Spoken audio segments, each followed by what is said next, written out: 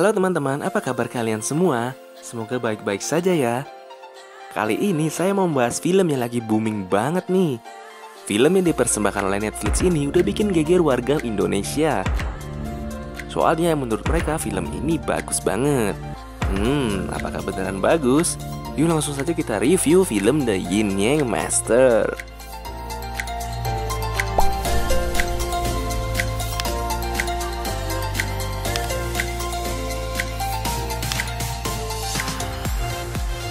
Film diawali dengan seorang anak kecil yang lagi nyoba mantra pelindung tapi nggak bisa-bisa bernama Shimin.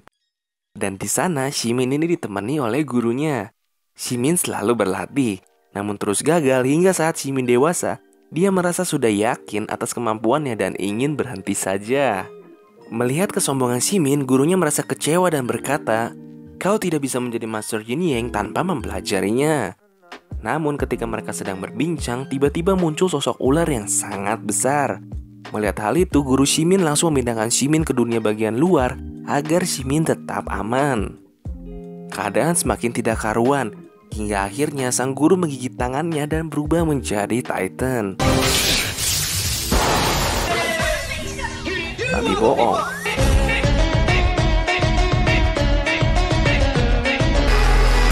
Sang guru langsung memanggil ketiga roh penjaganya dengan darahnya sendiri. Momen ini cukup bikin merinding ya, soalnya pemanggilan rohnya dibalut dengan visual yang sangat keren. Setelah ketiga roh penjaga ini turun, mereka langsung melindungi sang guru dengan berbagai cara.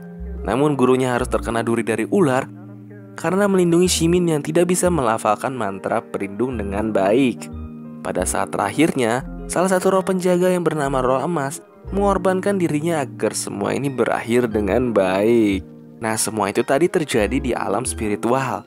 Ketika kembali ke alam nyata, sang guru sudah sekarat. Di saat-saat terakhirnya, sang guru menceritakan bahwa yang tadi menyerang itu adalah ular bencana. Dan itu hanyalah bayangannya saja dari si ular itu. Dan tubuh aslinya berada di kota kekaisaran. Lalu sang guru berkata bahwa sekarang adalah giliran Shimin untuk menjadi Master Yin Yang karena hidupnya sudah menemui ajalnya. Pada malam hari di kota kekaisaran, ada dua manusia yang lagi nyisir rambut. Mau maklum soalnya zaman dulu orang-orang Cina rambutnya panjang-panjang. Di situ mereka lagi ngomongin soal kemunculan ular bencana dan kedatangan keempat master. Di tempat lain ada seseorang yang main seruling sambil berdiri di atap rumah orang lain. Gak sopan. Kenalin, dia ini namanya Boya. Saat di kota kekaisaran, Boya dan Shimin bertarung karena Boya ini kan seperti pembunuh siluman dan Shimin yang lebih melihat sisi dari kebaikan.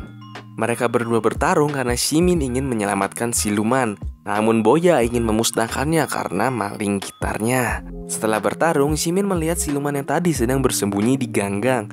Dengan rendah hati, siluman yang bernama Batu Pembunuh ini menawarkan dirinya agar menjadi roh penjaga bagi Shimin.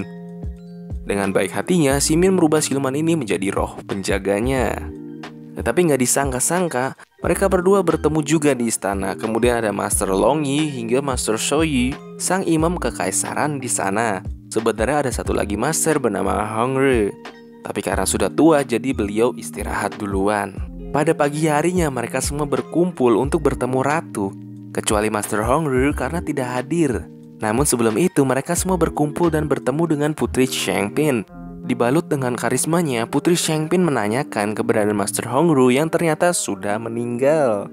Ketika menghadap ratu, Shoyi menggantikan Master Hong Re dan sang putri mengambil alih ritual menyembah langit.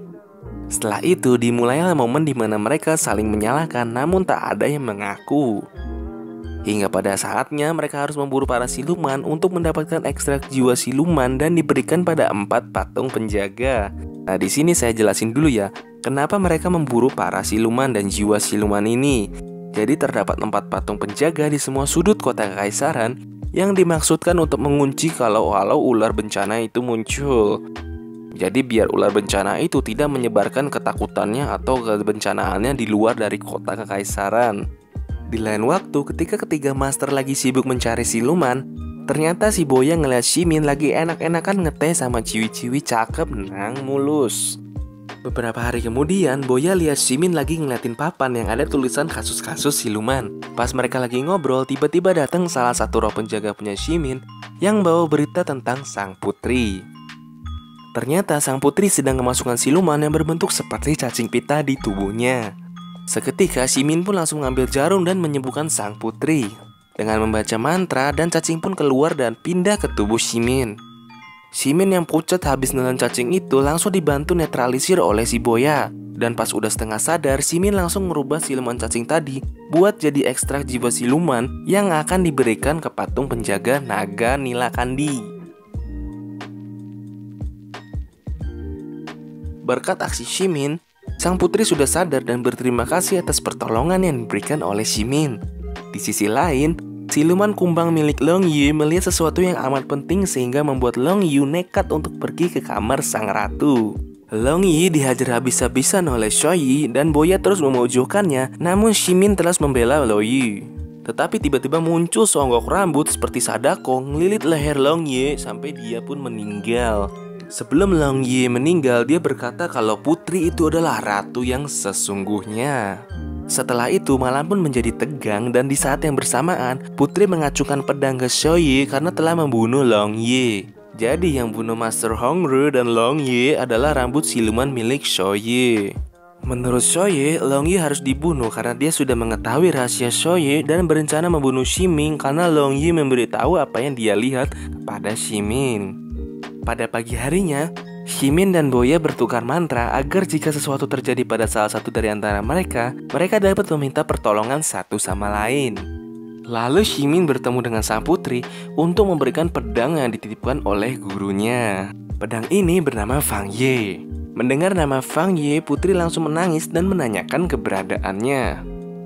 Mantra yang diberikan kepada Boya salah satunya adalah mantra pemanggil roh penjaga yang ternyata Shoyi dulu adalah roh penjaga milik gurunya Shimin. Lalu di saat bersamaan, Boya bertemu Shoyi untuk mengetes apakah Shoyi beneran roh penjaga atau sudah berkhianat. Dan ketika putri memegang pedang Fang Ye, Shimin yang berdiri di belakangnya mengacungkan pisau kipasnya dan bertanya siapa sebenarnya putri. Saat itu putri menjawab dan tiba-tiba dia dililit oleh siluman rambut. Gak pakai lama, Shimin langsung nangkap siluman rambutnya yang ternyata ia hanya ingin membalas dendam kepada sang putri karena mengira putri telah mengambil kekasih hatinya. Nah, di sini sudah mulai jelas apa yang terjadi ya guys. Tiba-tiba sang putri ini bangun lagi, ternyata dia nggak mati. Dan putri pun nyelamatin Shoyi. Ketika mereka berempat bertemu, Shimin membeberkan fakta kalau putri adalah ratu. Masih bingung? Jadi gini, ratu yang dilihat oleh mereka cuman boneka yang dikendalikan sama Shoyi. Dan Master Hongru dibunuh sebelum dia mengikuti ritual penyembahan langit. Dan Shoyi takut kalau Master Hongru membuka rahasia ular bencana. Dan ketika Shimin menyebutkan nama gurunya, putri langsung bereaksi secara emosional yang membuat para kecebong merasakan ular bencana di tubuh putri. Dan di saat Long Yi mengetahui bahwa putri adalah ratu, Shoyi langsung menghabisinya. Nah, dan kini kita panggil putri adalah ratu ya. Ternyata ratu udah hidup ratusan tahun dan ratu rela memakan daging duyung demi awet muda agar bisa menyegel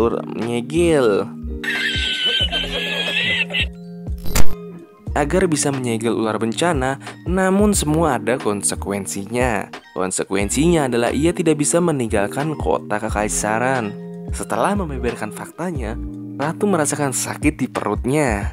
Ternyata ia melahirkan seekor ular agar bisa dimakan oleh Shoyi dan menjadi awet muda dan immortal. Sedangkan Shimin dan Boya terperangkap di sebuah tembok. Setelah mereka berdua keluar dari perangkap itu, mereka tidak menemukan Shoyi dan ratu. Ternyata Shoyi sudah berubah menjadi ular bencana dan ratu berada di dalamnya. Saat patung pelindung diaktifkan, Boya dan Shimin melihat bahwa patung penjaga burung vermilion belum dibangkitkan oleh Shoyi. Ini semua dimaksudkan agar mereka bisa keluar dari kota kekaisaran. Namun ratu melihat semua ini salah, sehingga ratu melompat dengan memeluk Shoyi agar bisa mati bersama-sama.